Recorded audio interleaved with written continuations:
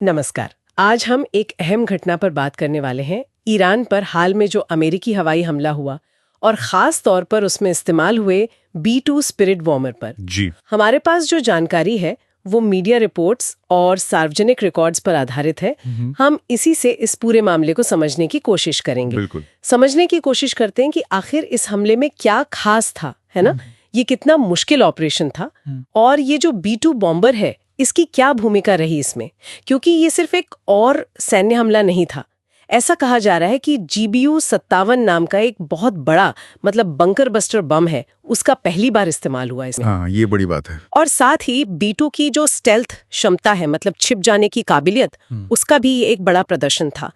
तो चलिए इसी पर गहराई से बात करते हैं। तो सबसे पहले ये B-2 स्पिरिट इसे स्टेल्थ बॉम्बर कहते हैं, पर इसका मतलब क्या है? ये है क्या चीज असल में? देखिए, स्टेल्थ का मतलब ही है छुपा हुआ, अदृश्य। B-2 की जो बनावट है, जो खास मटेरियल इस्तेमाल होता है इसमें, वो ऐसा है कि ये दुश्मन के रडार की तरंगों को या तो सोख लेता है, अच्छा, या फिर किसी और दिशा में बिखेर देता है। नतीजा ये होता है कि रडार स्क्रीन पर या तो ये दिखता ही नहीं, या फिर बस एक छोटे से पक्षी जितना निशान नजर आता है। कमाल है। इसे खास तौर पे ऐसे इलाकों में, जहां दुश्मन की हवाई सुरक्षा बहुत मजबूत हो, वहां घुसपैठ करने के लिए ही डिजाइन किया गया है। 1989 में पहली उड़ान हुई थी और 1997 से ये अमेरिकी वायु सेना में शामिल है। और ये सिर्फ रडार से बचता ही नहीं, बल्कि हथियार भी ले जाता है, पारंपरिक भी और परमाणु भी। जी हाँ। और एक खास बात जो सामने आई है कि ये वो 30,000 पाउंड वजनी GBU-57 मैसिव ऑर्डिनेंस पेनिट्रेटर यानी MOP बॉम्ब, उसको ले जाने वाला अकेला विमान है। ये MOP बॉम्ब इतना अहम क्यों हो गया? देखिए, MOP कोई आम बम नहीं है।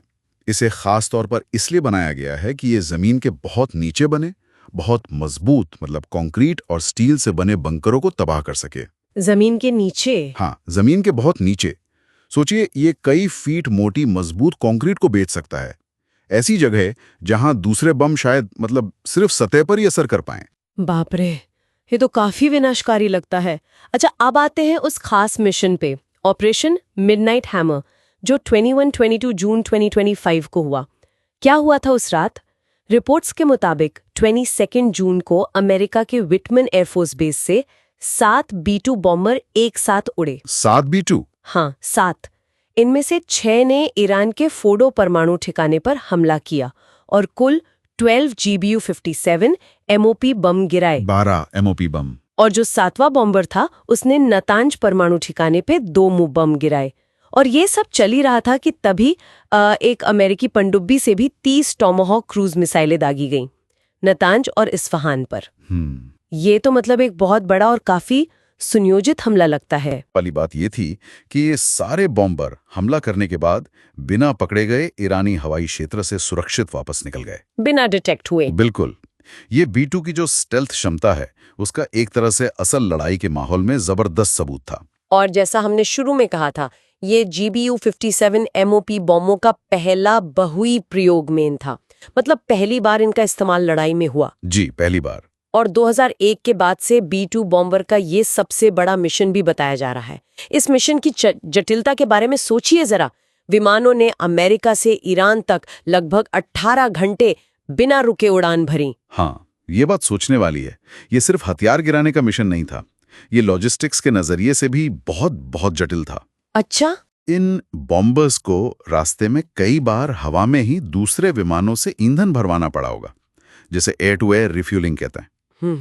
और इसके अलावा ये भी संभव है कि ध्यान भटकाने के लिए या सुरक्षा के लिए कई और तरह की हवाई गतिविधियां या लड़ाकू विमानों का सपोर्ट भी इस पूरे ऑपरेशन का हिस्सा रहा हो। समझ में आता है। तभी तो उस समय के राष्ट्रपति ट्रंप ने इसे एक शानदार सैन्य सफलता कहा था। ये हमला दिखाता है कि अमेरिका अब उन ठिकानों पर भी निशाना साध सकता है जो जमीन के नीचे गहरे दबे हैं और जिन्हें पहले लगभग पहुंच से बाहर माना जाता था।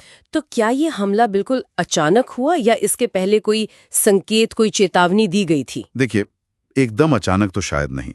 कुछ रिपोर्ट्स बताती हैं कि अक्टूबर 24 में, यानी हमले से कुछ महीने पहले, B-2 बॉम्बर्स ने यमन में ईरान समर्थित हुती ठिकानों पर हमला किया था। अच्छा, यमन में? हाँ, और कई विश्लेषकों ने उसे तेहरान के लिए एक तरह की सीधी चेतावनी माना था। फिर अप्रैल 2025 में जब तनाव और बढ़ा तो 6 B-2 बॉम्बर हिंद महासागर में दिएगो गार्सिया द्वीप पर तैनात किए गए थे। ये भी एक तरह का रणनीतिक संदेश था। तो मतलब पृष्ठभूमि तैयार हो रही थी, ऐसा लगता है। तो कुल मिलाकर देखें तो ईरान पर B-2 स्पिरिट बॉम्बर का ये जो हालिया हमला था, ये न सिर्फ GBU-57 MOP बम के पहले इस्तेमाल की वजह से ऐतिहासिक है, बिल्कुल, बल्कि इस मिशन का जो पैमाना था और जिस तरह B-2 अपनी अदृश्य रहने की क्षमता का प्रदर्शन करते हुए इसे अंजाम दे पाया, वो भी दुनिया के लिए एक बड़ा संदेश था। एकदम सही कहा आपने। ये हमला सिर्फ ईरान के परमाणु ठिकानों को नुकसान पहुंचाने तक ही सीमित नहीं था, ये अमेरिका की वैश्विक पहुंच, मतलब दुनिया में कहीं भी हमला करने की क्षमता। हाँ, दुश्मन की निगरानी से बचने की उसकी जो उन्नत तकनीक है और उसकी जो निवारक शक्ति है, मतलब डराने की ताकत, उसका एक खुला प्रदर्शन था। इसने ये साफ कर दिया कि अमेरिका दुनिया में कहीं भी, किसी भी वक्त और सबसे सुरक्षित माने जाने वाले ठिकानों पर भी प्रभावी ढंग से हमला कर सकता है। और यहीं पे एक बड़ा सवाल खड़ा होता भविष्य के लिए, क्या? कि जब इस तरह की बेहद उन्नत स्टील्थ तकनीक और इतने विनाशकारी हथियार कुछ ही देशों के पास केंद्रित हों, तो इसका वैश्विक सुरक्षा और जो शक्ति संतुलन है उस पर आगे चलकर क्या असर पड़ेगा? ये एक सोचने वाली बात है।